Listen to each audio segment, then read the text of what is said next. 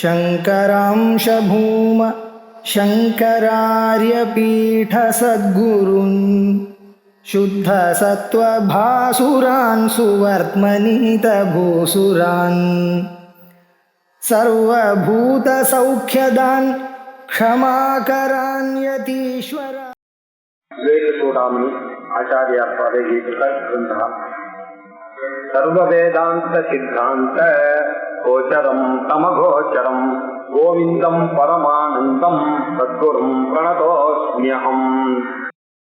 சிஷ்யன் கேட்ட கேள்விக்கு பதில் சொல்ற ரூபமாக அவர் பஞ்சகோஷ விவேகத்தை இப்ப பண்ணிட்டு இருக்கார். அந்த பஞ்சகோஷ விவேகத்துல அன்னமய கோஷத்தை பார்த்தோம், பிராணமய கோஷம் பார்த்தோம், மனோமய கோஷம் பார்த்தோம். மனோமய கோஷத்துல விஸ்தாரமா அவர் சொல்லி முடிச்சுட்டாரு. இப்ப அடுத்தது விஞ்ஞானமய கோஷம் நம்ம பார்க்க வேண்டும். அந்த மனோமய கோஷத்தை பத்தி அவர் சொல்லும் பொழுது ஞானேந்திரியானிச்ச மனச்ச மனோமயா சியாத் அப்படின்னு ஆரம்பிச்சாரு 167வது ஸ்லோகத்துல. ஞானேந்திரியங்கள் மனசு இது ரெண்டும் சேர்ந்ததுதான் இந்த மனோமய கோஷம் அப்படின்னு சொன்னாரு. ஞானேந்திரியங்கள் ஸ்ரோத்திரம், சக்ஷு, ஸ்பர்ஷனம், ரசனம், கிரானம் அப்படின்னு 5, கண்ணு, காது, மூக்கு, நாக்கு, தொன்மை அப்படின்னு இந்த 5 ஞானேந்திரியங்களையும் மனசும் சேர்ந்ததுதான் அப்படின்னு சொல்லி ஸ்ருதியில இருந்து எதனால அவர் சொன்னார்னா ஒவ்வொன்றுத்துக்கும் பின்னாடி ஒரு ஸ்ருதி வாக்கியம் சொல்லணும். அப்படி இருந்தாதான் பிரமாணமா இருக்கும். தஸ்மாத்வா ஏதஸ்மாத் பிராணமயாத் அந்யோந்தர ஆத்மா மனோமயா. இந்த பிராணமயத்துக்கும் சூட்சமமாக உள்ளுக்குள்ள இருக்கக்கூடியது மனோமயம் அப்படின்னு சொல்லி அந்த மனோமயத்தை பத்தி விசாரமா பார்த்தோம். இப்போ அதே மாதிரி விஞ்ஞானமய கோஷத்தை பத்தி இப்ப அடுத்ததா நேச்சுரலா அதை பத்தி சொல்லணும்னு வந்திருக்காரு. இந்த விஞ்ஞானமய கோஷம்ன்றது ரொம்ப புரிஞ்சுக்கிறது ரொம்ப முக்கியமான ஒரு விஷயம். ஏன்னா சூத்திர பாஷ்யங்கள்லாம் நம்ம வாசிக்கும் போது பாத்தீங்கன்னா சமன்வயாத்தியாயம் பண்ணும்போது ஒரு சுதி வாக்கியத்தை வச்சுட்டு அனலைஸ் பண்ணி பிரம்மத்துலதான் தாத்பரியம் அப்படின்னு சொல்லி அனலைஸ் பண்ணும்பொழுது அது விஞ்ஞானமயனா பிரம்மமா அப்படின்னு தான் வாழங்கப்பா. அப்படின்னா என்ன அர்த்தம்னா விஞ்ஞானமயனானாக ஜீவனா அப்படின்னு அர்த்தம். நம்ம எதை ஜீவன் ஜீவன் நினைச்சிட்டு இருக்கோமோ அதுதான் இந்த விஞ்ஞானமய கோஷம். இந்த விஞ்ஞானமய கோஷன்றது என்னன்னா புத்தியும் பஞ்ச இந்திரியங்களும் சேர்ந்தது விஞ்ஞானமய கோஷம், மனசும் பஞ்ச இந்திரியங்களும் சேர்ந்தது மனோமய கோஷம், புத்தியும் நிச்சயாத்மகமா இருக்கக்கூடிய அந்த புத்தியோட ஞானேந்திரியங்கள்லாம் சேர்ந்து நம்மளுடைய விவகாரங்கள்லாம் பாத்தீங்கன்னா எல்லாம் அந்த விஞ்ஞானமய கோஷத்துலதான் நம்ம இருக்கோம். ஏன்னா நமக்கு நிச்சயமான ஒரு அறிவு இருக்கு, நான் தான் இங்க இருக்கேன், உயிரோட இருக்கேன், என்னால நடக்க முடியும், என்னால கிளாஸுக்கு வர முடியும் அப்படின்னு அந்த பின்னாடி இருக்கிற ஆத்மாவை நினைக்க விடாம என்னுடைய புத்தியே நானு நினைக்கக்கூடிய கோஷமானது இது ரொம்ப சூக்ஷமமான ஒரு கோஷம். நிச்சயமா வேற காரியம் பண்ணுவோம். ஐநோ அப்படின்னு அந்த ஐயா கொஞ்சம் ஸ்ட்ராங்கா யூஸ் பண்ணோம். மனோமயத்திலேயாவது I am happy, I am அன்ஹாப்பின்னு நடுவுல மாத்திப்போம். இங்க அது கூட கிடையாது. நான் நான் நான் அப்படின்ற ஒரு அகங்காரத்தோட இருக்கக்கூடிய ஒரு கோஷம் இது விஞ்ஞானமய கோஷம். இதுல எல்லாம் இதுலதான் அடிமையாயிட்டு இந்த கோஷத்துலதான் நம்ம விவகாரங்கள்லாம் பண்ணிட்டு இருக்கோம். இந்த புத்தியும் ஞானமயமானதும் என்ன ஆச்சுன்னாக்க அந்த புத்தியில நான் ஒரு எண்ணம் தோன்றுது. அந்த நான் என்ற எண்ணம் எப்படி தோன்றுச்சு அப்படின்னு பாத்தீங்கன்னா ஆத்மாவுடைய கான்சியஸ்னஸ் எங்கும் இருக்கு. அந்த ஆத்மாவுடைய கான்சியஸ்னஸ் எல்லா இடத்துலயும் பிரதிபலிக்கிறது இல்ல. சில இடத்துல இப்ப நல்ல பாலிஷ் போட்ட புளோரா இருந்ததுன்னா அதுல பழிக்கும், அதுல சரியா தெரியாது. அந்த மாதிரி மனோமய கோஷம். கண்ணாடியில பார்த்தோம்னு வச்சுங்க அது ரொம்ப நன்னா தெரியும். அந்த மாதிரி இந்த புத்தியில தான் அந்த ஆத்மாவானது நன்னா பிரகாசிக்கிறது. அதனுடைய பிரகாசிக்கிறத பார்த்து நம்ம என்ன பண்ணிட்டோம், இததான் விஞ்ஞானமயன்னு நினைச்சுட்டோம், அந்த ஆத்மான்னு நினைச்சுட்டோம். இப்போ எல்லாரும் அந்த புத்தியில இருக்கக்கூடிய ரிஃப்ளெக்டட் கான்சியஸ்னஸ் போய் நான் அப்படின்னு நினைச்சிட்டு இருக்கக்கூடிய ஒரு கோஷம் இது. அந்த ஆக்சுவலா பாத்தீங்கன்னா இதுக்கு அந்த சக்தி எப்படி வந்தது அப்படின்னா இந்த புத்திக்கு அந்த கான்சியஸ்னஸ் பிரதிபிம்பம் தான். அது பிம்பத்தை தான் நம்ம பார்க்கணும், ஆனா அந்த பிரதிபிம்பத்தையே நம்ம நம்மளா நினைச்சிருக்கோம். அதனால இந்த ரிஃப்ளெக்டட் கான்சியஸ்னஸும் இந்த பஞ்ச ஞானேந்திரியங்களும் சேர்ந்தது எதுவோ அதுதான் விஞ்ஞானமய கோஷம் அப்படின்னு பேரு. இது ரிஃப்ளெக்டட் கான்சியஸ்னஸ் அப்படின்றதுக்கு டெக்னிக்கல் வார்த்தை சிதாபாசம். சித்து தனியா இருக்கு, இது சித்துனுடைய ஆபாசம் தான் தெரியும். சித்துனுடைய பாசம் எங்கும் இருக்கு. அது இதுல தெரியறதுனால இருக்கோம்னா இது ஆபாசம். ஆபாசம்னாக்க சித்து மாதிரியே இது இருக்கிறதுனால சிதாபாசன்னு பேர் இருக்கு. இந்த சிதாபாசம் இந்த சிதாபாசனா இருக்கிறதுனால நமக்கு என்ன இருக்கு, எல்லாம் நமக்கு அறிகிறோம் அப்படின்ற ஒரு எண்ணம் வருது. அந்த பாசம் நமக்கு இருக்கு. அதனால இந்த சாபாச புத்திக்கு பேரு ஜீவன் அப்படின்னு பேரு. இந்த ஜீவன் என்ன பண்ணிட்டோம் அப்படின்னாக்க, இப்போ ஜீவன் சொன்ன உடனே கர்த்திருவமும் போக்திருத்துவம் இவனுக்கு சேர்ந்துருக்கு. அகம் கர்த்தா அகம் போக்தா அப்படின்ற இந்த அறிவு வரக்கூடியது எதுவோ அதுதான் ஜீவனுடைய தசை. அந்த ஜீவனுடைய தசை எதுவோ அதுதான் விஞ்ஞானமயம். அந்த விஞ்ஞானமயனுக்கு தான் கர்த்தா போக்தான்னு பேரு. இந்த கர்த்திருவம் போக்திருத்துவம் இவனோட சேர்ந்ததுனால என்னாச்சு, ஜாகிரத அவஸ்தையிலையும் சொப்ன அவஸ்தையிலையும் இவனுடைய கர்த்திருவமும் போக்திருத்துவமும் ஜாஸ்தியா போயிடுச்சு. சுசுப்தி அவஸ்தையில இது மூணுமே இல்லை. அதனால இப்ப என்ன ஆச்சுன்னா, அவர் ஜாகிரத்தோட இந்த விஞ்ஞானமயம் சேரும் போது என்ன ஆச்சுன்னாக்க ஃபுல் ஆக்டிவா இருக்கு அந்த புத்தி. நான் செய்யற காரியம் எல்லாத்திலையும் அந்த நான் பழிச்சிடுறது, அப்படி இருக்க மாதிரி ஆயிடுறது. சொப்னத்துல வரும்போது என்ன ஆச்சுன்னா அந்த நான் பார்ஷியலா இருக்கு. ஏன்னா இந்திரியங்களுடைய தயவு இல்லாமையே அது மனசுலயே பாக்குறது. ஆனா மனசுல இவன் பாக்குறதெல்லாம் அந்த இந்திரிய வியாபாரம் மனசுக்குள்ள.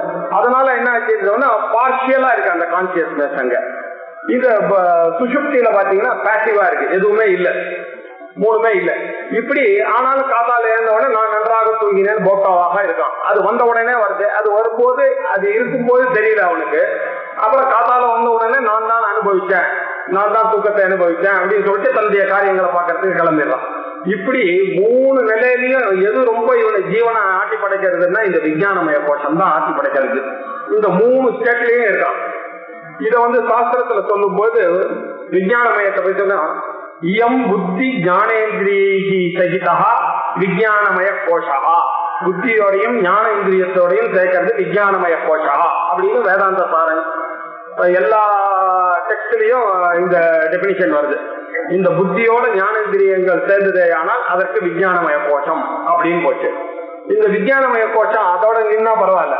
அதுக்கு அயம் கர்த்திருவ போக்திருத்துவ சகித, அவனுக்கு கர்த்திருவமும் போக்திருத்துவமும் கூட சேர்ந்தது இந்த விஞ்ஞானமய கோஷத்துல. கர்த்திருவம் போக்திருத்துவம் சேர்ந்ததுன்னா உடனே பின்னாடியே சுகம் துக்கம் இது ரெண்டும் அவனோட சேர்ந்துருது. சுகம் அனுபூயத்தே துக்கம் அனுபூயத்தே அப்படின்ற அந்த அபிமானங்கள் வேற இவனோட சேர்ந்து இப்ப என்னாச்சு, இந்த சுகம் துக்கம் எல்லாம் வர்றதுனால இவன் காரணம் தேட ஆரம்பிச்சான். காரணம் தேர்ந்தா நம்மளுடைய புண்ணிய கர்மா நல்லா இருந்தது ஆனால் சுகம் வருகிறது, நம்ம பண்ண கர்மா சரியில்லைன்னாக்க நமக்கு துக்கம் வருது, நம்மளுடைய காரணம் இல்லாமையே வருது. நம்ம யாருக்கும் கெடுதல் பண்ணல ஆனா நம்ம ஏன் இவ்வளவு கஷ்டப்படுறோம்னு யோசிச்சா ஒருவேளை இப்ப இல்லைன்னா கூட போன ஜென்மால பண்ணிருக்கலாமோன்னு. இப்ப பாருங்க, கொஞ்சம் கொஞ்சமா உலகத்தை ஒத்துண்டோம், நானான சுகம் துக்கம் இதெல்லாம் என் கூட வந்தது. இதை கொஞ்சம் பரீட்சை பண்ணி பார்த்தேன். இப்ப என்னாச்சு, புண்ணியம் பாபம்னு அதீந்திரிய விஷயத்துக்கு புத்தி போச்சு. புண்ணியம் பாபத்தோட விஷயம் போன உடனே இந்த லோகம் அந்த லோகம் அப்படின்ற புத்தி. இதெல்லாம் இருக்கக்கூடிய நிலை எதுவோ அதுதான் ஜீவனுடைய தசை இல்லையா? அந்த ஜீவனை சொல்றதுதான் இந்த விஞ்ஞானமய கோஷம் அப்படின்றது. இப்ப விஞ்ஞானமய கோஷத்தை பத்தி ரொம்ப ஆச்சாரியால் என்ன சொன்னா, புத்தி புத்தீந்திரியை சார்த்தம் பிரவருத்தி கர்த்ரு லட்சணா விஞ்ஞானமய கோஷஸ்யாத் பும்சம்சார காரணம். புத்தி புத்தி இந்திரியை சார்த்தம், சார்த்தம்னா சக, புத்தியும் புத்தியோட கூட சேர்ந்து இந்திரியங்களும் சேர்ந்து என்னாச்சுன்னா சவிருத்தி, அந்த விற்த்தியினால. அந்த விற்த்தி எப்படி ஆச்சு அப்படின்னாக்க நிச்சயாத்மிகமான ஒரு விற்த்தி இருக்கு நமக்கு மனசுல. அதுவா இதுவான்னு சந்தேகம் இருந்ததுன்னா மனோவிருத்தி. புத்தி விருத்தியானது என்னன்னாக்கா அது நிச்சயமா என்ன சந்தேகம், நான் தான் இருக்கேன், என்னால ஓட்ட முடியுமே, கார் ஓட்ட முடியுமே, சைக்கிள் ஓட்ட முடியுமே, என்னால கேட்க முடியுமே, என்னால பார்க்க முடியுமே, நான் தானே இந்த வீட்டுக்கு ஓனர், எல்லா நிச்சயமான புத்தியும் நமக்கு திடமா நான் ஆத்மா இல்ல நான் தான் அப்படின்ற ஒரு எண்ணம் நமக்கு வர ஆரம்பிச்சிருச்சு. இந்த நிச்சயமான ஒரு விருத்திக்கு பேர் சவிருத்தி. இந்த விருத்தியா நிச்சயாத்மிகாக வர்த்தத்தை அப்படின்னு சொல்றதுக்காக தான் சார்த்தம் சவிருத்தி அப்படின்னு. இந்த விருத்தியால ஒரே அந்தக்கரணம் சம்சயமாக இருக்கிற காலத்துல மனசா இருந்தது, அதே அந்தக்கரணம் நிச்சயாத்மிகமாக இருந்துச்சுன்னா புத்தி ஆயிடுச்சு. இப்ப புத்தி ஆனவங்க என்ன ஆச்சுன்னாங்க, இந்த மனசானது இது வரைக்கும் இருந்தோம் இல்லையா, அது இப்ப காரணமா போச்சு, அது இப்ப இன்ஸ்ட்ருமெண்டா போச்சு. இப்ப கர்த்தா யாரு? புத்தி. அவன் யூஸ் பண்ற எல்லா இந்திரியங்களும் மனசுக்கு அதீனமா இருந்தது. இப்ப இந்த மனசை யார் கண்ட்ரோல் பண்றதுன்னா இந்த புத்தி கண்ட்ரோல் பண்ற மாதிரி ஆயிடுச்சு.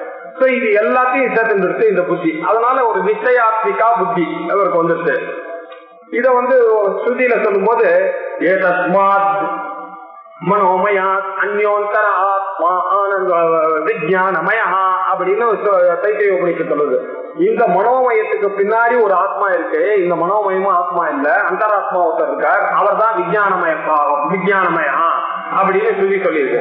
அதனால என்னாச்சு, அந்த கோஷத்தை விட இந்த கோஷம் இன்னும் கொஞ்சம் சூக்ஷ்மமா இருக்கு. இந்த சூக்ஷ்மமா இருக்கு அப்படின்னாக்க இந்த பிகரேட்டிவா நம்ம இதை புரிஞ்சுட்டோம்னா ரொம்ப கஷ்டம். இந்த பிகரேட்டிவா, ஏன்னா ஜீவனுக்கு நீங்க என்ன பிகரேட்டிவா நீங்க புரிஞ்சிக்க முடியும். இருந்தாலும் நம்ம சொல்றதுக்காக இந்த புத்தகங்கள்லாம் என்ன பண்ணிடுவோம், ஒரு ஆத்மாவை நடுவுல ஒரு புள்ளி வச்சுடுவோம்.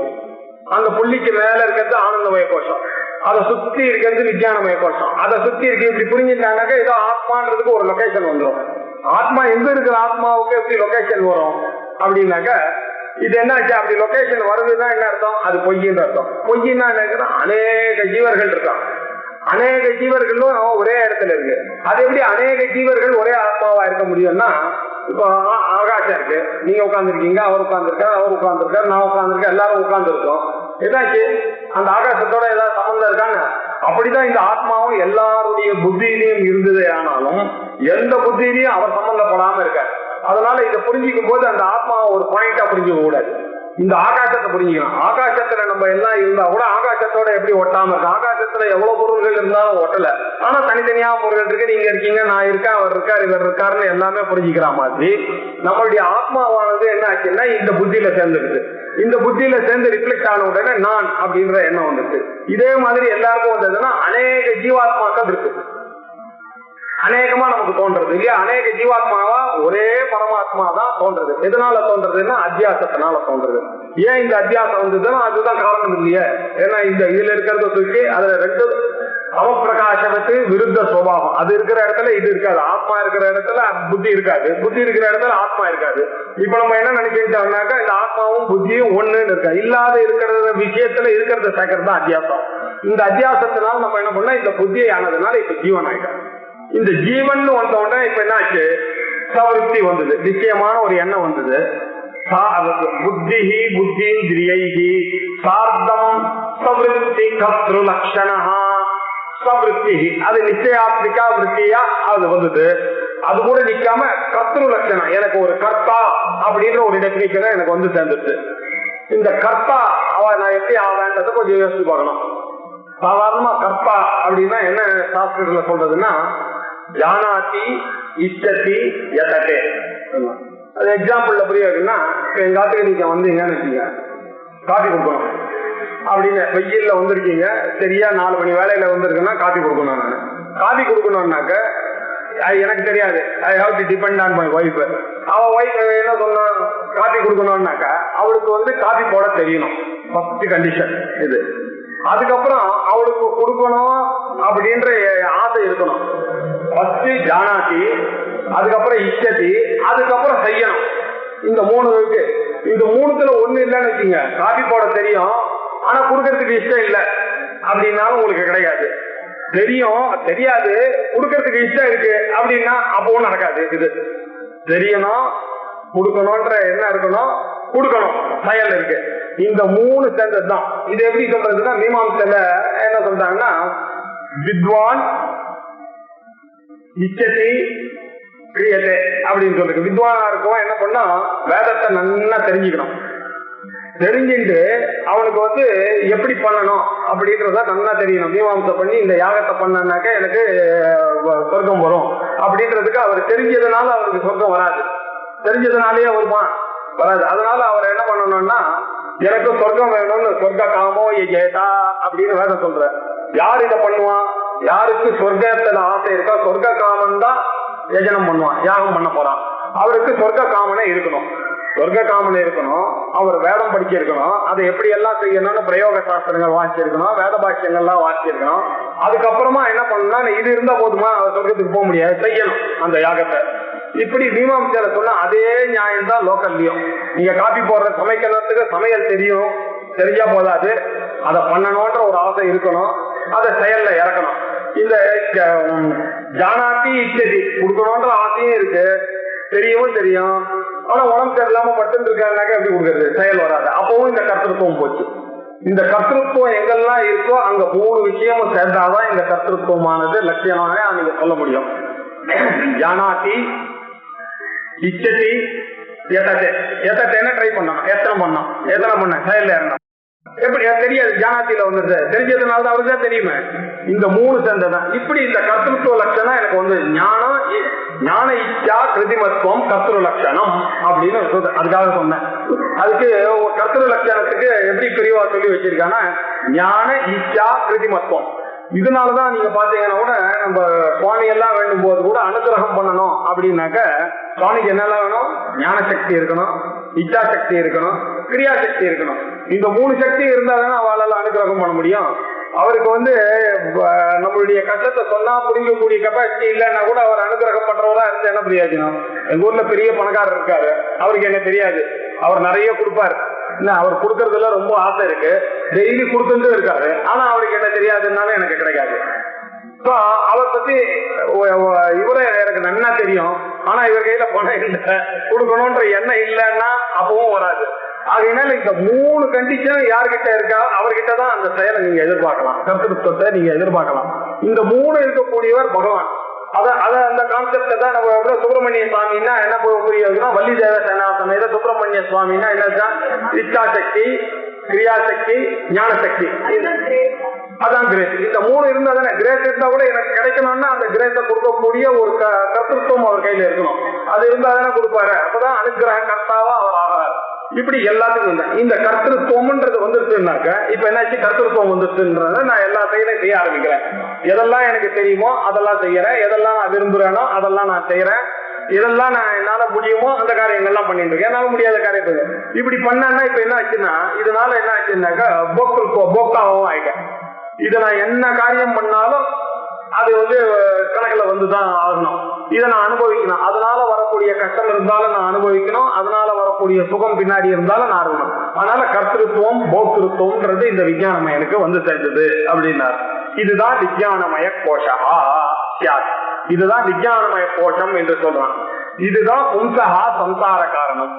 இது வந்த உடனே இவனுக்கு என்ன ஆச்சுன்னா இதெல்லாம் பண்ணணும்னு நினைச்ச உடனே பண்ண ஆரம்பிச்சுட்டான். உலகத்துல காரியங்கள்லாம் பண்ண ஆரம்பிச்ச உடனே ஒரு செயலுக்கும் ஒரு பலன் கிடைச்சே ஆகணும். அது இல்லாம ஒரு காரியம் பண்ணவே முடியாது.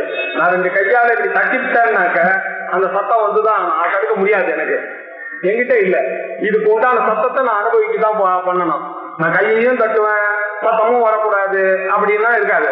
நம்மளாம் என்ன ஆச்சு? எப்போ நம்ம இந்த விஞ்ஞானமயனோட ஐடென்டிஃபை ஆயிட்டோமோ அப்ப என்ன பண்றோம்? காரியங்கள்லாம் பண்ணிட்டு இருக்கோம். எந்த காரியம் பண்ணாலும் அது என்ன பண்ணணும்? அந்த காரியம் ஒரு தர்மமாவது இருக்கும், இது அதர்மமாவது இருக்கும். தர்மமா இருந்தா புண்ணியமா என்னுடைய கணக்குல சேர்ந்து ஆகணும், அது பாவமா இருந்தா நான் என்ன பண்ணாலும் பண்ணதான். நான் கொசுவை 2 தடவை அடிச்சாலும் அது கொசுன்றதுனால விட்டா நான் பண்ண அதர்மம் அந்த கணக்குல வந்துதான் ஆகணும். நான் ரோட்ல போகும்போது ஒருத்தருக்கு ஹெல்ப் பண்ணேன்னா அது புண்ணியமா இருந்ததுன்னா அந்த புண்ணியத்துக்கு உண்டான காரியம் எனக்கு வந்து ஒட்டிதான் ஆகணும். இது இல்லாமையே முடியாது. அதனாலதான் நம்ம தத்துவபோதம் படிக்கும் போது ஞானிகள் எல்லாம் ஞானம் வந்துருச்சுன்னா கூட அவளுடைய உடம்பையும் பிராரப்த கர்மா இருக்குமே, அவளே ஏதோ கோவில் கட்டுறா, அந்த காரியங்கள் எல்லாம் பண்றா, நல்ல காரியங்கள் பண்ணா அதுல புண்ணியங்கள் வரணுமே, அவளையும் 4 பேர் கேட்டா அதான் வேண்டாம் அந்த பக்கம் போகாதீங்கன்னு சொல்லி இவர் யார் அந்த பக்கம் போக அவனை கட்ட வேணும்னு சொல்றதுக்கு? ஆனானப்பட்ட சுவாமியே வந்து யாருடைய யார் யார் வேண்டானோ அவனுக்கு கொடுக்கும் போது அது போகாத, அந்த மாதிரி நீ பண்ணா உனக்கு போண்டான்னு வேண்டான்னு நெகட்டிவ் அட்வைஸ் கொடுக்குறாரு, அது பாவம் தானே அப்படின்னு கேட்டானாக்க அப்புறம் என்ன சொல்லிவிட்டாருன்னா ஞானம் வந்தவாளுக்கு அவளுடைய ஆங்கிள் இதெல்லாம் ஒட்ட போறது இல்லை, அவன் ஞானி ஆயிட்டான்.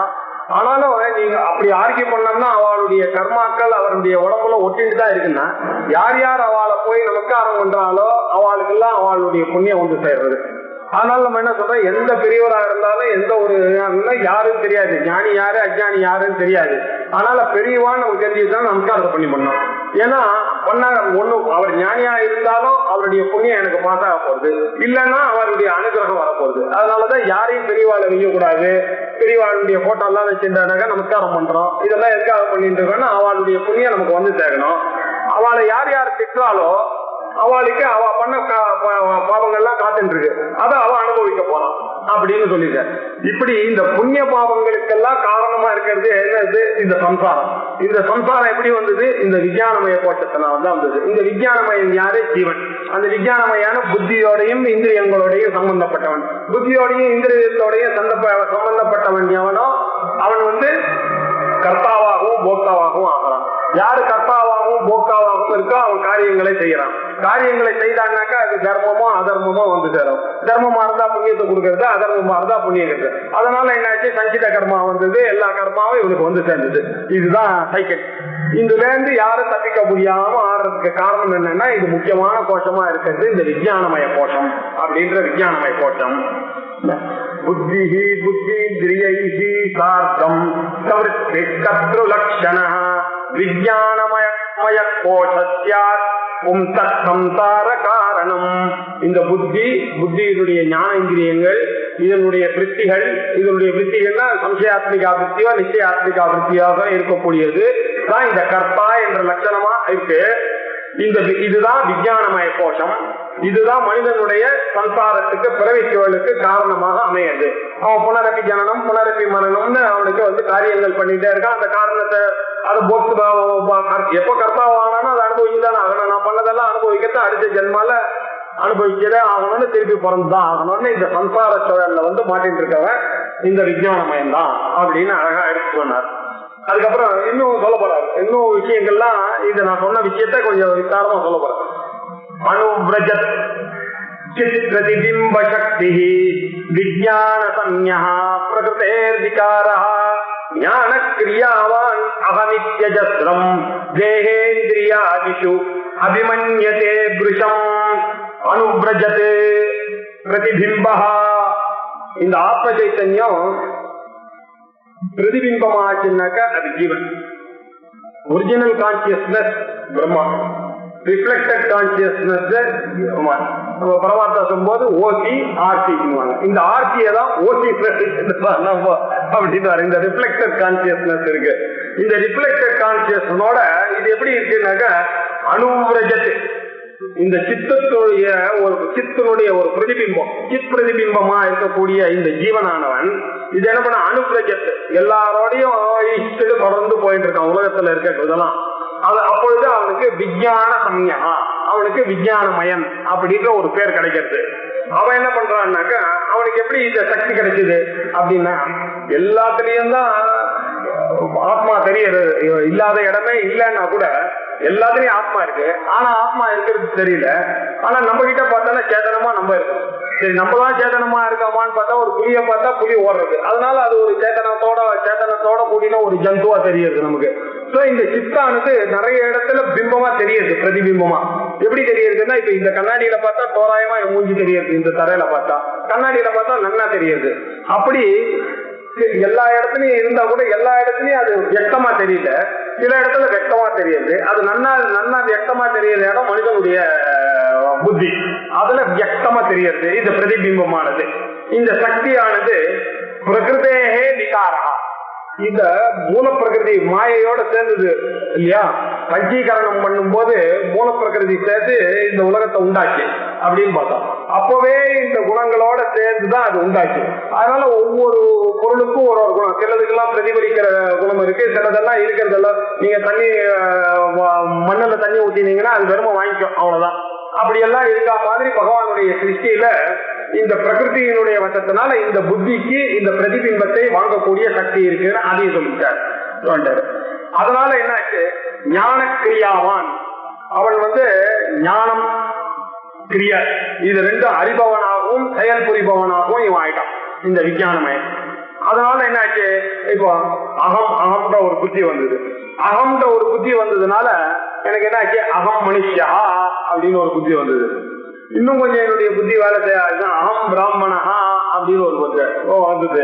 அதுக்கப்புறம் என்ன ஆச்சு, அகம் கச்சாமி நான் நடக்கிறேன், ஆனா அகம் திஷ்டாமி நான் எழுந்திருக்கிறேன், அகம் லங்கயாமி நான் ஓடிக்கிறேன். இந்த சித்தாந்தங்கள்லாம் ஆச்சாரிய தேசபட்சத்துல சொன்னது. அகம் கச்சாமி அகம் லங்கயாமி அப்படின்லாம் ஒரு எண்ணங்கள்லாம் வருது. இந்த புத்தியோட இவன் ஐடென்டிஃபை பண்ணி இது எல்லாத்தையும் பண்ணிட்டு அகம் பச்சாமி நான் பார்க்கிறேன்னு இதை பார்க்கும் போதே எனக்கு என்னாச்சு, நான் பார்க்கிறேன்ற அறிவோடையே நான் இதை பார்க்கற மாதிரி ஆயிட்டேன். அது பை டிஃபால்ட் எனக்கு வந்துட்டு பாருங்க. இதை நான் பொருளை பார்க்கறது கண்ணுதான் பார்க்கறது, பார்த்தது புத்தி. ஆனா என்ன பண்ண, நான் பார்க்கிறேன்ற அறிவோடு தான் வந்து எல்லாருமே அப்படிதான் பார்க்கலாம். எல்லாரும் அந்த நான்றத அந்த கூட சேர்த்து எல்லா செயலோடையும் நீங்க அகம் கச்சாமி, அகம் லங்கயாமி, அகம் கெட்டாமி, அகம் உபயோகிக்காமி எல்லாம் பண்ண ஆரம்பிச்சான். எல்லாம் பண்ண ஆனதுனால என்னாச்சு, இந்த அகம் அகம் அப்படின்ற இது அது எப்படி வந்ததுனாக்க அஜஸ்ரம் உறங்காண்ணில இருந்து சாகர வரைக்கும் தூங்குற நேரம் தவிர பாக்கி எல்லாத்துலயும் இந்த அகம் புத்தி எல்லாருக்கும் அஜஸ்ரம் எப்பொழுதும் இருக்குது. எப்போதுமே அது இல்லாம இருக்கு, எல்லாம இருந்ததே கிடையாது. அப்படி இருக்கு. அது என்ன ஆச்சுன்னா தேக இந்திரியாதிஷு அபிமன்யத்தை, அதுக்கு ரொம்ப வசதியா போச்சு. இந்த தேகம் இருக்கிறதும் கண் இருக்கிறதும் அந்த ஐக்கு இது மேல வச்சுட்டு அது சாதிக்க ஆரம்பிச்சிருக்கு. அந்த பொய்யான ரிஃப்ளெக்ஷன் ஆனது அதுக்கு ரொம்ப சகாவாக இருக்கக்கூடிய இந்த இந்திரியங்களோட சேர்ந்தது. அவர் ஏன் இந்திரியங்கள் அப்படி படிச்சார் அப்படின்னாக்கா, அவர் பராஞ்சிகாணி எதுனா ஸ்வயம்பூவானவர் படைக்கும் போதே பராக்க படைச்சு விட்டார் எல்லாத்தையும். அது வெளியில இருக்கிறதா பார்க்கலாம். பராக் பட்சத்தி நான் அந்தராத்மன், உள்ள இருக்கிற ஆத்மாவை அது பார்க்க விடாம பண்ணிவிட்டாரு. எதிர்னத்து அப்படின்னா ஹிம்சிதவான் அப்படின்னு ஆச்சாரியர் பாஷா. இப்படி படைக்கும் போதே பகவான் நம்மள பழி வாங்கிட்டார். ஈஸ்வரன் படைக்கும் போதே அப்படி பண்ணதுனால என்ன ஆச்சு, அது உள்ள இருக்கிற ஆத்மாவை பார்க்கவே மாட்டேங்கிறது, வெளியிலேயே பாக்குறது. பராஞ்சிகாணி காணினாக்க இந்திரியாணி, பராஞ்சிகாணி எதிர்னத்து படைக்கப்பட்டது இப்படி யாருனால ஸ்வயம்பூகு தஸ்மாத் பராங் பட்சத்தி. ஆகையினால என்ன பண்றான், பராக் பார்த்துட்டே இருக்க, வெளி உலகத்திலேயே தேடிட்டு இருக்கான் சுகத்தை. உள்ளுக்குள்ள சுகம் இருக்குன்றது எத்தனை சொன்னாலும் அவனுக்கு புரியல, வெளியிலேயே தேடிட்டு இருக்கான். இதனால எனக்கு சந்தோஷம் கிடைக்குமா, இதனால கார் வாங்கினா சந்தோஷம் கிடைக்குமா, வீடு வாங்கினா நான் கல்யாணம் பண்ணிட்டா சந்தோஷம் கிடைக்குமா, எல்லாத்தையும் இவன் கேட்க. இந்த சந்தோஷத்துக்கு உள்ள இருக்கிற சந்தோஷத்தை நான் அந்தராத்மா, உள்ள இருக்கிற அந்தராத்மான் யாரோ கத்தி தீரா, யாரோ ஒருத்தன் வேதாந்தத்துக்கு வரான், அவன் தான் இதை கண்டுபிடிக்கிறான். ஆஹா, வெளியில இதெல்லாம் தேடினா கிடைக்காதுப்பா, இந்த புத்தகத்துல இதெல்லாம் சொல்லிருக்கு, இந்த ஆத்மா உள்ளதான் இருக்கான் அந்தராத்மா. இந்த பஞ்சகோஷத்துக்கும் அதீதமாக ஒண்ணு இருக்கு, அவஸ்தாத்திரயத்துக்கும் அதீதமாக ஒண்ணு இருக்கு, 3 அவஸ்தைக்கும் பின்னாடி ஒண்ணு சாட்சியா இருந்துட்டு இருக்கு, 3 சரீரத்துக்கும் பின்னாடி ஒண்ணு இருக்கு அப்படின்னு ஸ்தூல சூக்ஷ்ம காரண சரீரா எதிரிக்கா பஞ்சகோஷ அதீதா அவஸ்தாத்திரய சாட்சி சச்சிதானந்த ஸ்வரூபா ஆத்மா அப்படின்னு அந்த ஆத்மாவை அவன் தான் பாக்குறான். பாக்கி பேரெல்லாம் இப்படி பாக்குறது இல்ல. அப்படிப்பட்ட யாரோ ஒரு தீரன், யாரோ ஒரு தைரியசாலி, உலகத்துல பயமே இல்லாதவன் அவன் தான். பாக்கி எல்லாம் பயத்துல வெளியில சப்போர்ட்டை எதிர்பார்த்துட்டு இருக்கான். நமக்கு என்ன ஆயிடுமோ, எனக்கு இது இருந்தாதான் சௌரியம், இந்த சத்து இல்லாம போயிட்டானாக்க என்ன எல்லாரும் தூக்குவா, அதனால ஒரு அபிமானம். பணம் இல்லாம போயிட்டாங்கன்னா யாரும் மதிக்க மாட்டாங்க, உணவு இல்லைன்னாக்க என்ன யாரும் மதிக்க மாட்டாங்க, வீடு இல்லைன்னா அந்த பயம் அவனுக்கு. ஏன்னா செல்ஃப் கான்பிடன்ஸ் போச்சு, செல்ஃப் கான்பிடன்ஸ் இந்த ரிஃப்ளெக்டட் சயின்ஸ் வந்த உடனே போச்சு. செல்ஃப் கான்பிடன்ஸ் போச்சுனால டிபெண்டன்சி ஆன் எவ்ரிதிங் ஆரம்பிச்சது. டிபெண்டன்சி ஆரம்பிச்ச உடனே செயல் வந்தது. செயல் வந்த உடனே எனக்கு புண்ணியமாக ஒட்ட ஆரம்பிச்சு.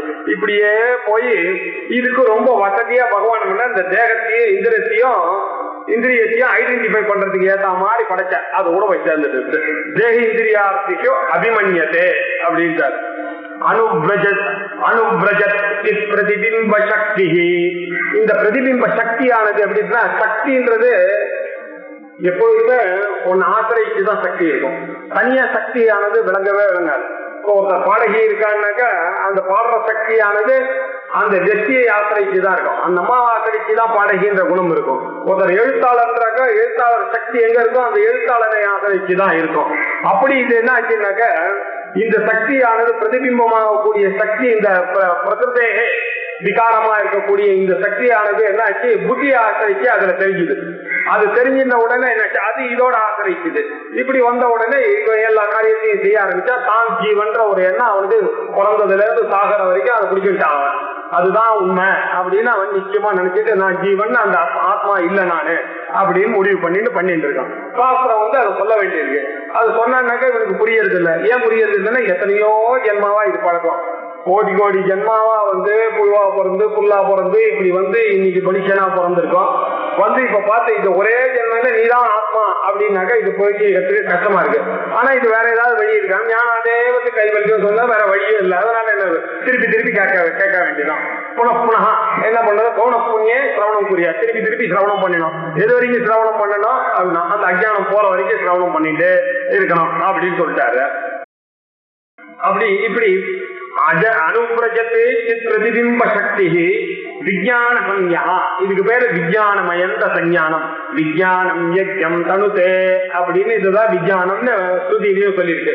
அப்படி விஞ்ஞான சஞ்ஞா பிரகிருதே விகாரா, மூல பிரகிருதியினுடைய விகாரம், அவித்யாவுடைய காரியமாக இது இருக்கிறது. பிரகிருதே விகாரகனா அவித்யா காரியத்வா.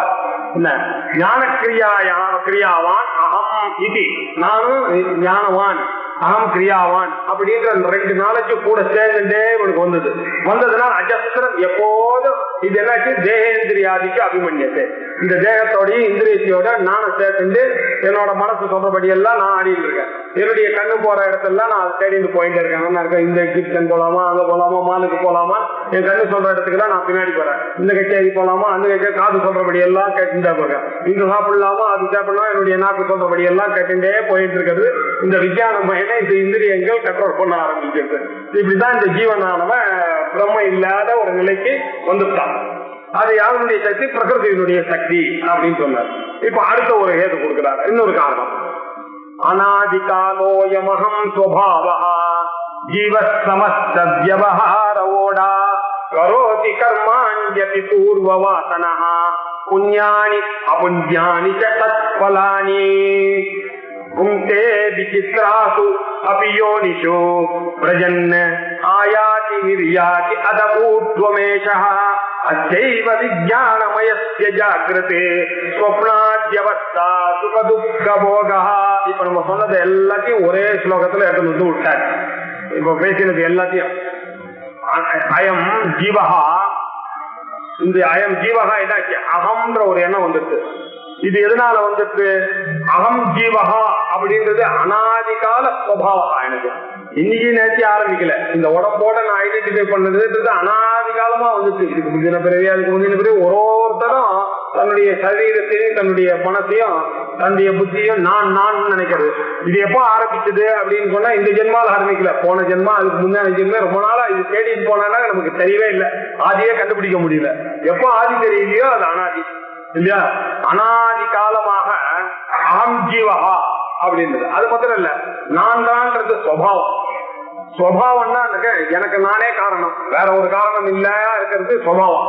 அதே தண்ணியில தான் மீன் இருக்கு, ஏன் வெளியில வாழ மாட்டேங்குது? அதனுடைய சுபாவம்.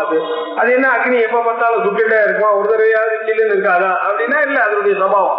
பிறந்தான் இல்ல, நமக்கும் அந்த மாதிரி சுபாவம் ஆயிடுச்சு. சொல்ற வரைக்கும் சுபாவமா இருந்தது. அகம் ஜீவஹா அநாதிகால சுபாவா, அநாதிகாலமா இந்த சுபாவத்துல இருக்கேன். சமஸ்த விவகாரோட, அதனால என்னது எல்லா விவகாரங்களையும் நான் பண்ண ஆரம்பிச்சுறேன். அதை பத்தி கவலையே படல. காத்தாலே எனக்கு இருக்கிற காரியங்கள் என்ன, அதுக்கு ஒண்ணு அதுக்கு போனா அதுக்கு போனா இது போன எல்லா விவகாரத்திலையும் என்னுடைய புத்தியானது அந்த நாணய உத்தேசிச்சு இருக்கிறதுனால எல்லா காரியத்திலையும் அது ஈடுபட்டுடுச்சு. அந்த விஞ்ஞானமயனான அது சர்வ விவகார ஓட எல்லா விவகாரங்களையும் அவர் நிர்வகிக்க ஆரம்பிச்சுட்டார். நிர்வகித்து அவர் என்ன பண்ணாருனாக்க பூர்வ வாசனா. அது எப்படி அவனுக்கு மாத்திரம் இன்ட்ரெஸ்ட்? எல்லா பசங்களும் இங்கிலீஷ் படிக்கிறதுக்கு போனாங்க, சம்பாதிக்க போனா. இந்த பையன் மாத்திரம் ஏன் வேதத்துக்கு, சில பையன் வேதம் படிக்கிறதுக்கு போனான், அது தெரியல. இந்த பையன் மாத்திரம் ஏன் இந்த ஸ்கூல்ல படிச்சா கூட நல்லா படிக்கிறான், இந்த பையன் இப்படி அவளுக்கு ஏற்ற மாதிரி அவ இருக்கான்னா இப்ப என்ன காரணம் சொல்றது? பூர்வ வாசனை. இவன் பூர்வ ஜென்மத்துல இருக்கிறதுனால அவன் ஒரு பையன் சூட்டிக்கா இருக்கான். எல்லாம் ஒரே பசங்க தான் அப்பாக்கு. 4 பையன்ல ஒரு பையன் சேர்ந்ததுல இருந்து இன்னி வரைக்கும் ஸ்டேட் ரேங்க் வாங்கிட்டே இருக்கான். அது என்ன பண்றது? ஒரே அப்பா அம்மா தானே. அப்படின்னா போன ஜென்மா இருக்கிறதும் சேர்ந்தது அவனுக்கு. அவன் சூட்டிக்கா எங்க போனான்னு இருக்கான். இன்னொரு பையனுக்கு படிப்பு வர மாட்டேங்குது, இன்னொரு பையனுக்கு பாட்டு வேணா வருது. இதை படிக்கிற பையனுக்கு ஒரு ராகமும் தெரியலையா? அந்த காலத்துல என்ன பண்ணுவாங்கன்னா பாட்டும் சொல்லி கொடுத்து பாடமும் சொல்லி கொடுக்கணும். அந்த பாட்டை சொல்லி கொடுக்கும் போது இந்த செய்யுளை இது நம்ம இவர் என்ன எழுதியிருக்காருனாக்கா, சடகோப்பையங்காரன்னு ஒருத்தர்கிட்ட அவர் படிச்சாராம் இவர் ஊவே சாமிநாதையர். அவர் படிக்கும் போது அவர் என்ன பண்ணுவாராம், அவர்கிட்ட படிக்கிறதுக்கு போனோடனே உனக்கு என்ன ராகம்லாம் தெரியும்னு.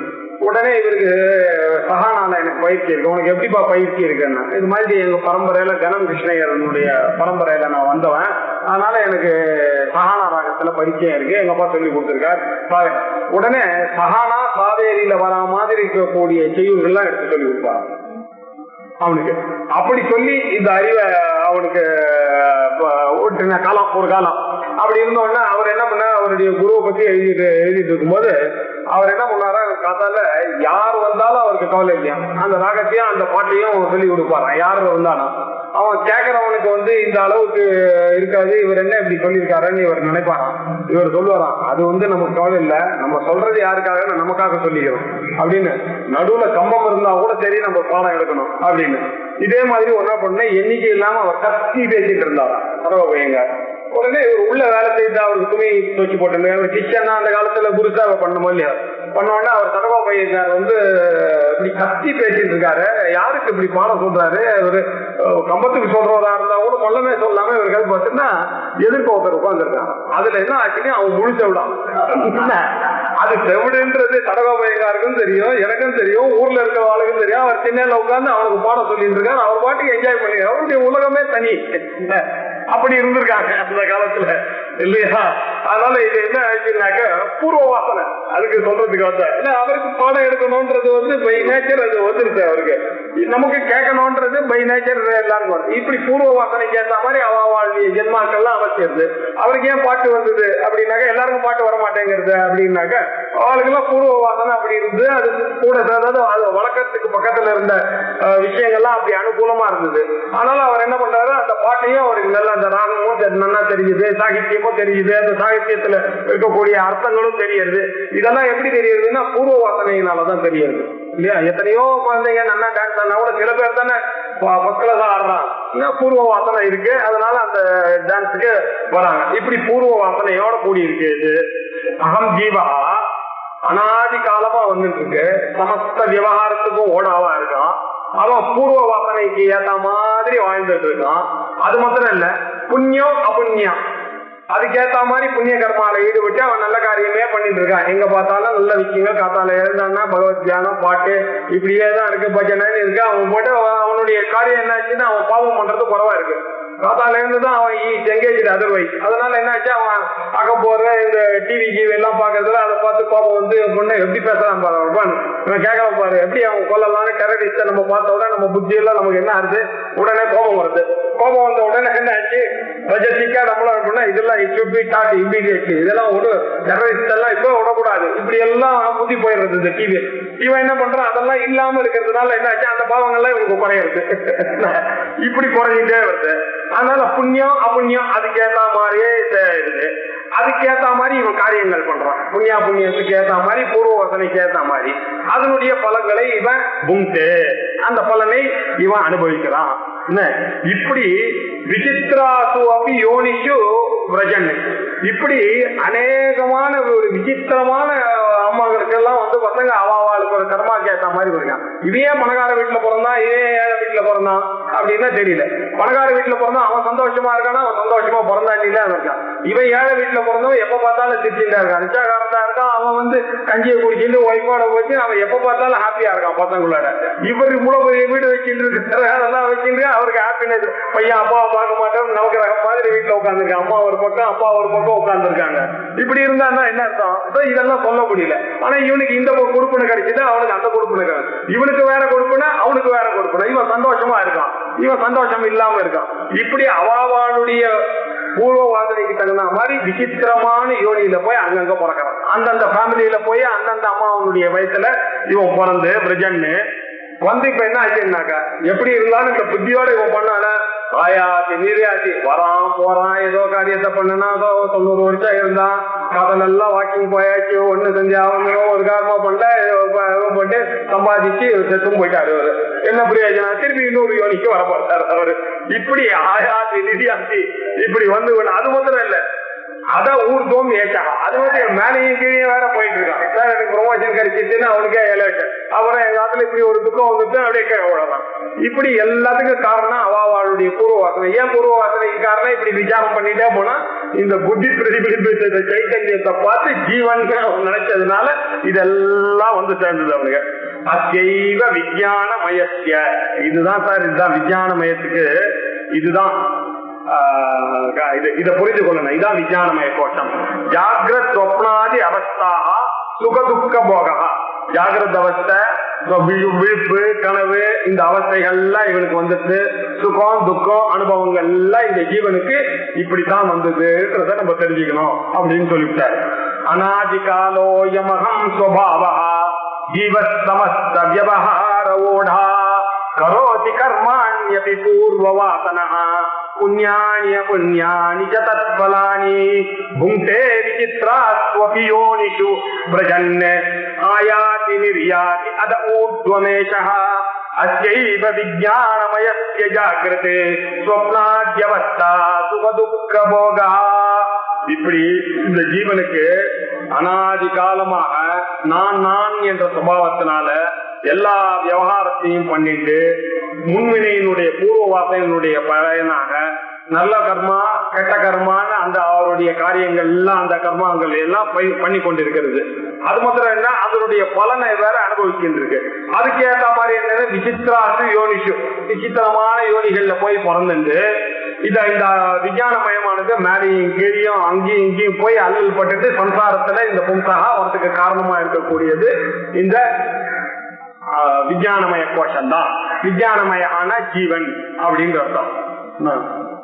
தேகாதி நிஷ்டாஸ்ரய தர்ம கர்ம குணாபிமானம் சததம் மமேதி விஞ்ஞான கோஷோயமதி பிரகாசः பிரகிருஷ்ட சாநித்யவசாத் பராத்மனः அதோ பவத்யேஷ உபாதிரஸ்ய யதாத்மதீஹி சம்ஸ்மரதி பிரமேன. ரொம்ப அழகா உபாதி, இந்த ஜீவனை புத்தியினுடைய உபாதியோட சேர்ந்ததே ஆனால் அவருக்கு பேர் உபாதின்னு ஒரு டெக்னிக்கல் டேர்ம். உபஹிதம் அப்படின்னு ஒரு டேர்ம் இருக்கு. அது என்னன்னா பிரம்மம். இந்த பிரம்மமானது ஏதாவது ஒரு பொருளோட சேர்ந்துருக்குன்னா அது உபாதி ஆயிடுது. இதுக்கு கிளாசிக்கலா நம்ம புரிஞ்சுக்கணும்னா நல்ல சுத்தமான ஸ்படிகம் இருக்கு. ஸ்படிகத்துக்கு பக்கத்துல ஒரு ஜபா புஷ்பத்தை ஒரு செம்பருத்தி புஷ்பத்தை பக்கத்துல எடுத்துன்னு போனோம்னா இப்ப என்ன ஆச்சுன்னாக்க அந்த ஸ்படிகமா ஸ்வச்சமா நிர்மலமா இருக்கக்கூடிய ஸ்படிகம் இப்ப என்ன ஆச்சுன்னா சேப்பா ஆயிடுச்சு.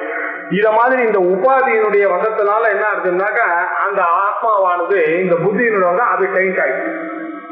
என்கிட்ட உபஹிதமா இருக்கக்கூடிய பிரம்மத்தை என்னுடைய புத்தி சக்தியினால என்ன ஆச்சு, இந்த உபாதியினால அந்த உபஹிதமானது டைட் ஆயிடுச்சு. இதுக்கு இந்த புத்திக்கு பேரு உபாதி அப்படின்னு பேரு. அந்த ஒரிஜினல் கான்சியஸ்னஸுக்கு பேரு உபஹிதம். இந்த உபஹிதமும் உபாதியும் சேர்ந்ததுதான் வாழ்க்கை. இந்த உபாதி உபஹித விஷயங்கள் தான் முழுக்க சாஸ்திரங்கள். இதோட சேர்ந்ததுனால இந்த உபாதியை பத்தி ரொம்ப அழகா சொல்ல போறார். இந்த புத்தி உபாதிய தேகாதி நிஷ்ட. இப்ப என்னாச்சு, இந்த ஜீவனானவன் இந்த தேகம் இந்திரியங்கள் இதோட சேர்ந்தான். தேகாதி நிஷ்ட இதனோட போய் சேர்ந்தான். சேர்ந்ததுனால என்ன ஆச்சுன்னாக்க ஆசிரமம் வந்தது. அகம் பிரம்மச்சாரி, அகம் கிரகஸ்தா, நான் மணி, நான் முனி அப்படின்ற எண்ணங்கள்லாம் இப்ப என்னாச்சு இந்த புத்திக்கு வந்தது. புத்திக்கு வந்தது நம்ம என்ன ஆசிரமத்துல இருக்கோம் அப்படின்னு. அது மாத்திரம் வரல, அந்த தர்மங்கள், அந்த அதனுடைய தர்மங்கள்னாக்க அந்த ஆசிரமத்துக்கு உரித்தான தர்மங்களோட இவன் சேர்ந்து அந்த கேரக்டரிஸ்டிக்ஸுக்கு ஏற்ற மாதிரி மாறிட்டான். அதுக்கப்புறம் என்ன ஆச்சுன்னா கர்மா இவனுக்கு வந்தான். அவளுடைய கர்மா அந்தந்த ஆசிரமத்துக்கு நாம்பளன்னா அதுக்கேற்ற மாதிரி கர்மாவை செய்ய வேண்டியிருக்கு.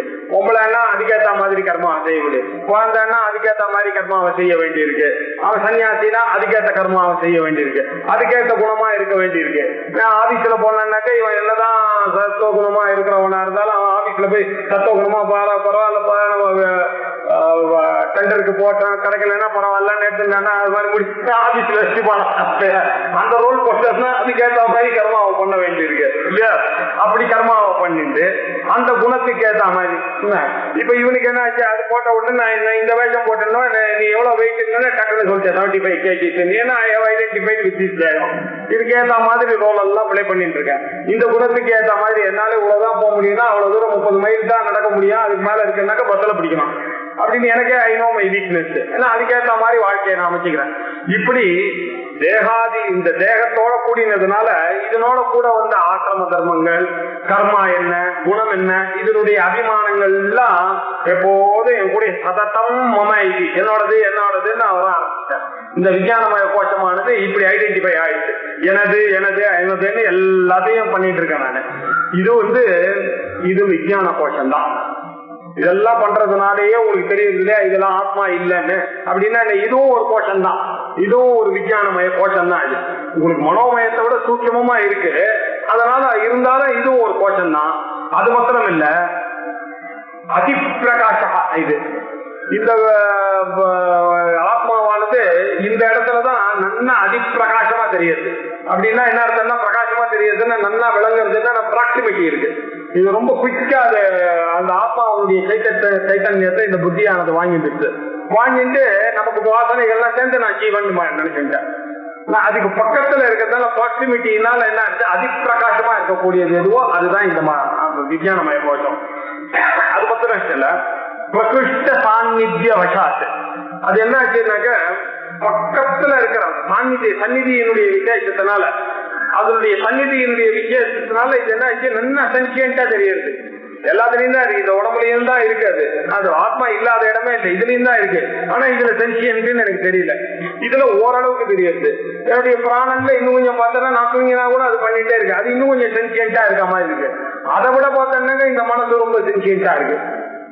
அது ஒரு நிமிஷத்துல போய் அமெரிக்கா வரைக்கும் போயிட்டு பேரனையும் பேத்தையும் பார்த்துட்டு வந்துருக்கு, அவ்வளவு சூட்சமா இருக்கு. அதை விட இந்த புத்தியானது அதை தான் டிசைட் பண்ணுது, நீ அமெரிக்காவுக்கு போன்னு. அது ஒண்ணு அதை விட சூட்சமா இருக்கு. அப்படின்னா என்ன அர்த்தம்னா சூட்சமா இருக்குன்னாக்கா அதனுடைய சந்நிதி விசேஷம் அப்படி இருக்கு. அது இம்மிடியேட்டா அந்த குயிக்கா அந்த ரிஃப்ளெக்ஷன் நல்லா தெரியற மாதிரி இருக்கக்கூடியது எதுவோ அதுதான் இந்த விஞ்ஞானமய கோஷா. அது எப்படி இருக்குன்னா பரமாத்மாவுக்கு ரொம்ப பக்கத்துல இருக்கு. ஆனாலும் அந்த பரமாத்மா தான் அதுன்னு தெரியாம அநேக ஜீவாத்மாக்களா இருக்க மாதிரி நினைக்க வச்சிருக்கு. அதனாலதான் சொன்னா அநேக ஜீவாத்மா நம்ம நினைச்சிட்டு இருக்கோம். அநேக புத்திகள் இருக்கு, அநேக ரிஃப்ளெக்ஷன்ஸ் இருக்கு. ஆனா உண்மையிலேயே இருக்கிறது அந்த பரமாத்மா ஏகம் ஏவ அத்விதீயம் பிரம்ம. அது என்ன, அது ஒரோடையும் சம்பந்தப்படாம அது இருக்கு. அது ஒண்ணு எல்லார்கிட்டையும் இருக்க மாதிரி எப்படி இருக்குன்னா இந்த ஆகாச திருஷ்டாந்தம் தான் நம்ம கையில இருக்கிறது.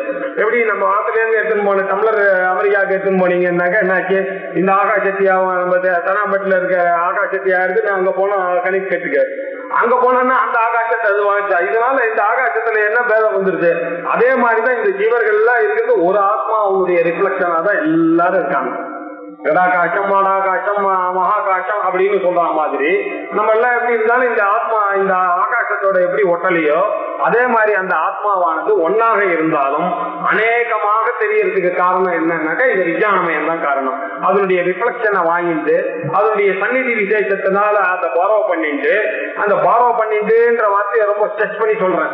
ஏன்னாக்கா பாரோ எது லெட்டடா அதுதான் உபாதின்னு சொல்லணும். அதுக்குதான் இது எல்லாத்தையும் எடுத்துன்னு வரும். அது இப்படி வாங்கிட்டு அந்த உபாதி அந்த அவருடைய கான்சியஸ்னஸ் இது வாங்கிட்டு இது என்ன பண்றது, பிரகாசிக்கிறது, அதிப்பிரகாசமா இருக்கு.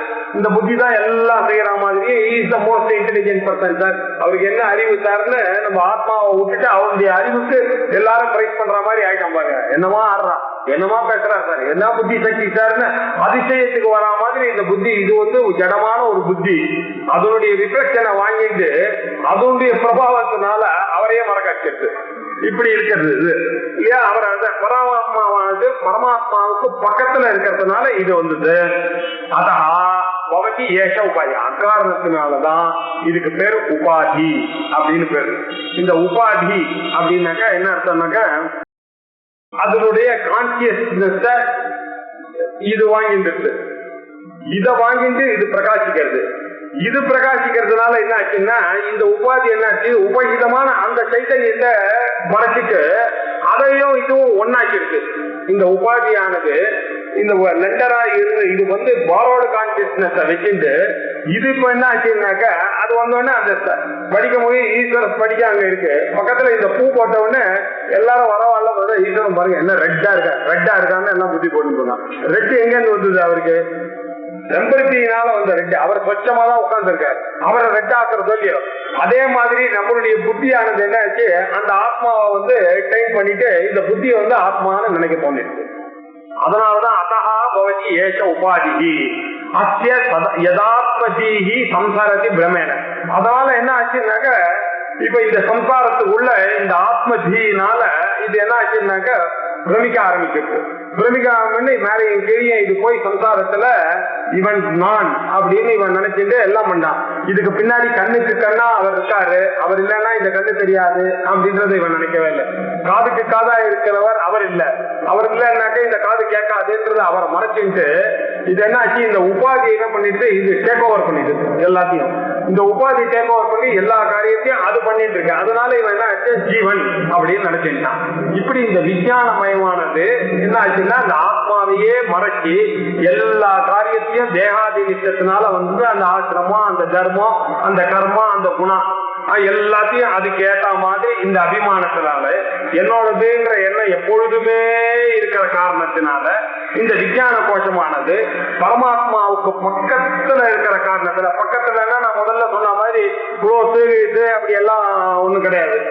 இப்போ அதெல்லாம் வந்து இந்த புளூட்டோன்னாக்க சன்னுக்கு ரொம்ப டிஸ்டன்ஸ்ல இருக்கு சார், மெர்க்குரினாக்கா அது கிட்ட இருக்கு சார் அப்படின்னு நம்ம நினைக்கிறோம். அப்படியெல்லாம் இல்லை. நம்ம எப்படி புரிஞ்சுக்கணும்னா க்ளோசர்னா அப்படின்னாக்கா ஆகாசத்தை புரிஞ்சுக்கணும். ஆகாசத்துல இருக்கிறது நான் க்ளோஸா இருக்கேன்னா நான் தூரத்துல இருக்கேன் ஆகாசத்துல இருந்து. நீங்க தூரம் நினைச்சா நீங்க ஆகாசத்துல இருந்து ஒட்டவே இல்லை, ரொம்ப தூரமா இருக்கீங்க. நீங்க ரொம்ப க்ளோஸா இருக்கீங்க ஆகாசத்துலன்னா நம்ம ஆகாசத்துல இருக்கோம். தூராத் தூரே தத் அந்திகேஷ அப்படின்னு வேதம் சொல்றது. இப்படி இப்படி இருக்கிறது இத டயக்ராமேட்டிக்கா புரிஞ்சுதான் இது ப்ராப்ளம் இது. அதனால என்ன பண்ணா பக்கத்துல இருக்குன்னா அதனுடைய ஒளிய நல்லா வாங்கக்கூடிய சூட்சமான ஒரு விஷயமாக இது இருக்கு. இருந்து கொண்டு இந்த ஆத்மாவிற்கு இந்த உபாதியானது எப்படி வந்ததுன்னா ஒரு தொடர்பு ஏற்பட்டுச்சு.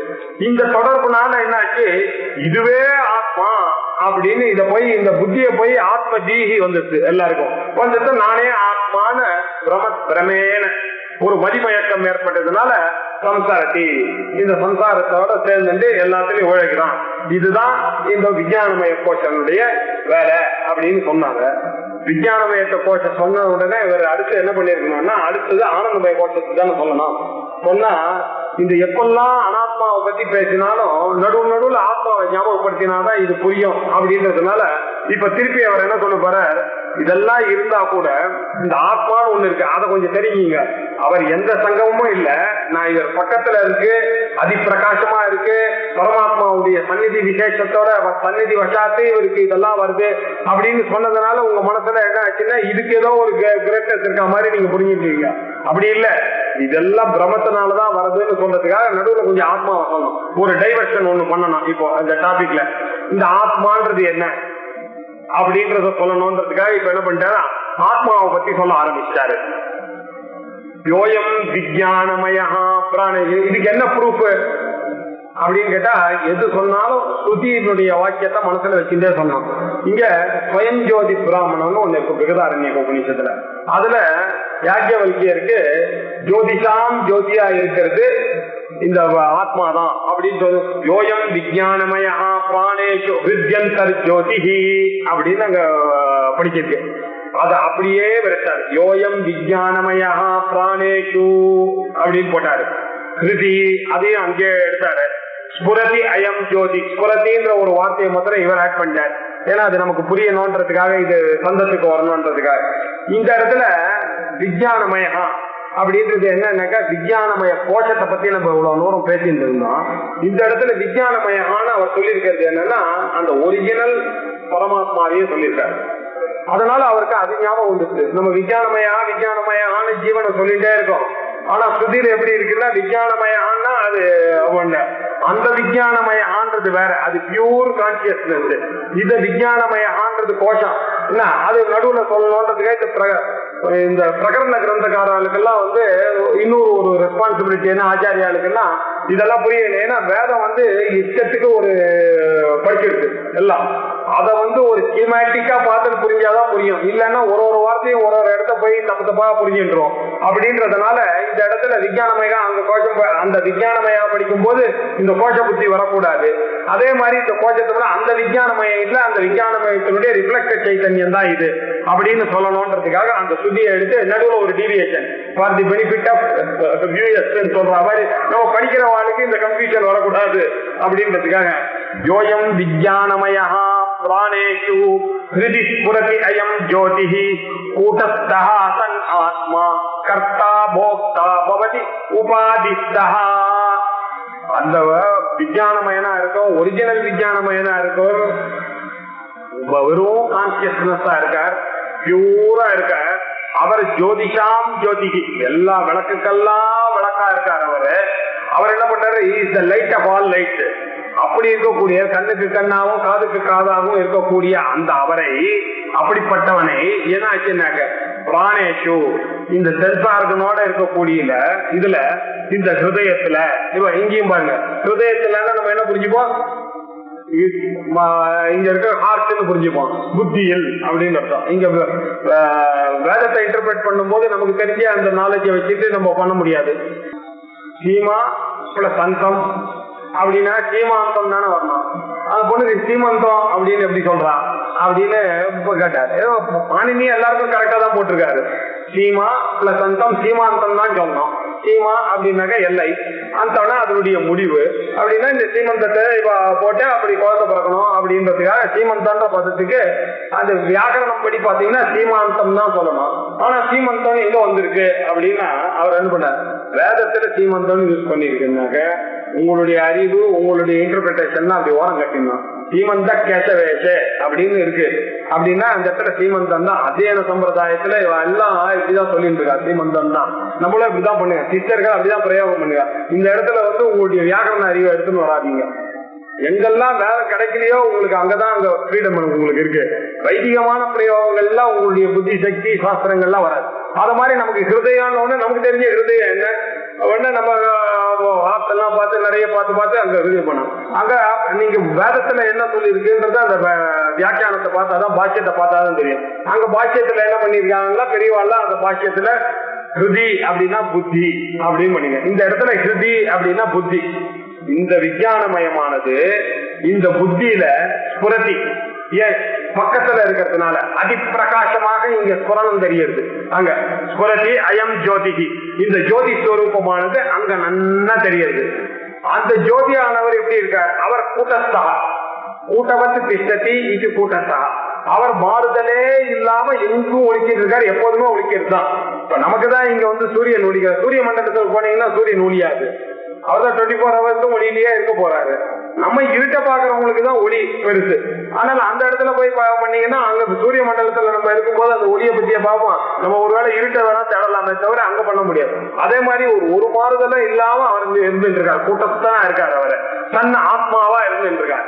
அப்படிப்பட்ட அவர் இப்ப என்ன ஆச்சுன்னாக்க இந்த பிராணங்குள்ளேயும் ஹிருதயத்துக்குள்ளேயும் பூந்ததுனால இந்த உபாதிக்குள்ள பூந்தார். உபாதிஸ்தா, அந்த பிரம்மமானவர் என்ன பண்ணா இந்த உபாதிக்குள்ள பூந்தார். உபாதிஸ்தா ஆத்மா, இந்த உபாதியில இருக்கக்கூடிய ஆத்மா என்னாச்சு, கர்த்தாவாகவும் போக்தாவாகவும் ஆயிடுச்சு.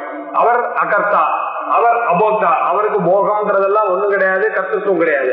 அப்படி இருக்கிறவர் இந்த உபாதியினுடைய, இவன் என்ன பண்ணா தன்னுடைய உபாதியினால அவரை டைப் பண்ணான்னு நம்ம சொன்னோம். நம்பர்த்தினாங்க அவரும் பாருங்க விளையாடி இருக்காரு. அவர் என்ன பண்றாரு, இந்த புத்தி நகர் அவர் இதுல பிரதிபலிக்கிறதுனால இவனை ஏமாத்துற மாதிரி அவர் பிரதிபலிச்சிருக்காரு. இங்க உபாதிஸ்தகாவா இருந்துட்டு இவனை கர்த்தாவாகியும் போக்தாவாகியும் ஆகிறது என்னன்னா அந்த ஆத்மா தான். அவர் ஸ்டாண்ட் பாயிண்ட் இது உபாதி, இந்த சம்பரசி பூவானது அவரை டைம் பண்ணிட்டு அப்படின்னு போன ஜென்மத்துல அவர் என்ன பண்ண அதை வாங்கிட்டு உங்களை மாத்திரா பாருங்க, பரவாயில்ல சேப்பாக்கி காமிச்சா பாருங்க. அந்த ஸ்படிகத்தினுடைய குணம் அது.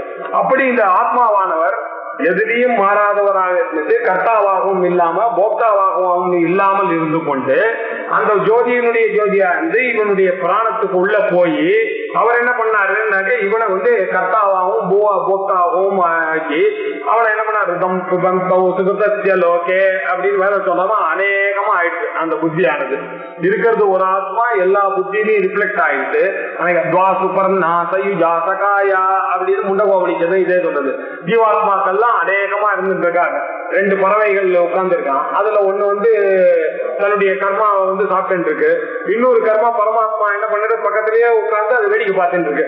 அபிஷாக செய்தி அது இந்த கர்ம பலத்தை இந்த ஜீவாத்மா தான் கர்ம பலத்தை சாப்பிட்டு போகத்தை அனுபவிச்சுட்டு இருக்கு. பரமாத்மா கூட இருந்து அதுல எதையுமே சங்கம் இல்லாம அசங்கமா உட்கார்ந்து அதை பார்த்துட்டு இருக்காரு வேடிக்கை. இப்படி இந்த உபாதிக்குள்ள நடக்கிற விஷயங்கள்லாம் இருந்துட்டு கூடஸ்தமாகவும் அகர்த்தாவாகவும் இருந்து கொண்டு அந்த ஆத்மா இதை பார்த்து கொண்டிருக்கிறார் அப்படின்னு அந்த ஆத்மாவுடைய அசங்கத்துவத்தை சொல்றதுக்காக வந்திருக்காரு. பிராணேஷு யஹா விஞ்ஞானமயா, இந்த பிராணங்களுக்குள்ள யாரு விஞ்ஞானமயனா இருக்காரோ அந்த ஆத்மாவானது அயம் ஹிருதி, இவனுடைய ஹிருதயத்துல புத்திஸ்தானமாக இருக்கக்கூடிய இதுல ஜோதிகி ஸ்வரதி, ஜோதி ஸ்வரூபமாக ஒளித்து கொண்டிருக்கிறார்.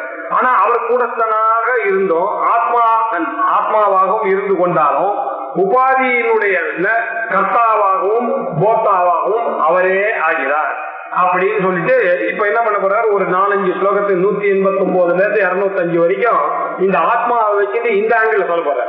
நமக்கு ஜீவனை வச்சுட்டு இப்ப சொன்னோம், இப்ப அந்த ஆத்மாவுடைய ஆங்கிளையும் இதை புரிஞ்சுக்கணும். புரிஞ்சு இந்த ஜீவனும் ஆத்மாவும் சம்பந்தம் இல்ல, இருக்கிறது ஒரு ஆத்மா தான், இது விஞ்ஞானமயன். இந்த விஞ்ஞானமயனும் ஒரு கோஷத்துல இருக்கக்கூடியவன் தான், அதுக்கும் பின்னாடி இருக்கக்கூடியது ஒரு இருக்கு, அது ஆனந்தமய கோஷம் சொல்றது. இதுக்கு ஆனந்தமய கோஷத்துக்கு நேச்சுரலா போயிருக்கணும், அதுக்கு நடுவுல ஒரு டீவியேஷன் ஒரு 3. ஏன்னா இந்த உபாதி உபஹிதான்றது ஒரு தடவை கேட்டா போத, திருப்பி அந்த உபாதினா என்னன்னு சொன்னோம், உபாஹிதம்னா என்னன்னு சொல்லணும்ன்றதுக்காக இன்னும் ஒரு 4-5 ஸ்லோகத்துல இது 205வது ஸ்லோகம் வரைக்கும் இந்த ஆத்மாவுடைய விஷயத்தையும் இதையும் கனெக்ட் பண்ணி உபாதி உபஹித சம்பந்தத்தை சொல்லிட்டு இருக்க போனாங்க. ஓம் பூர்ணமத பூர்ணமிதம் பூர்ணாத் பூர்ணமுதச்யதே பூர்ணஸ்ய பூர்ணமாதாய பூர்ணமேவாவசிஷ்யதே. ஓம் சாந்தி சாந்தி சாந்தி.